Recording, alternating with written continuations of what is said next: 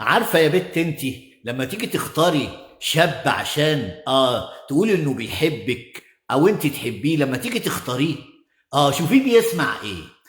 لو عرفت انه بيسمع المهرجانات والحاجات اللي طالعه اليومين دول، اعرفي انه عمره ما هيعرف يحبك، لان الحاجات دي اساسا ما بتدلش لا على حب ولا على موب، دي ما بتدلش الا على الصياعه وقله الادب، وما فيهاش حب خالص. لما تلاقيه بقى بيسمع الحاجات القيمه اللي ذو قيمه، عبد الحليم، مش هنقول لام كلثوم يمكن مش هيعرف يسمعها، انما في حاجات كتير جدا، محمد فؤاد، عمرو دياب، الحاجات الحلوه دي، اعرفي ان ده ممكن يعرف يحبك. وانت نفس القصه، لو لقيت البت نفس القصه كده ما بتعرفش تتهزل على المهرجانات، اعرف ان دي مش بتاعت حب خالص. يعني خد بالك، لازم افهمها من هي بتسمع ايه. هنا هتعرف اذا ده بتحبك او هتعرف تحبك او مش هتحبك. يبقى انتوا الاتنين عكس بعضيكوا.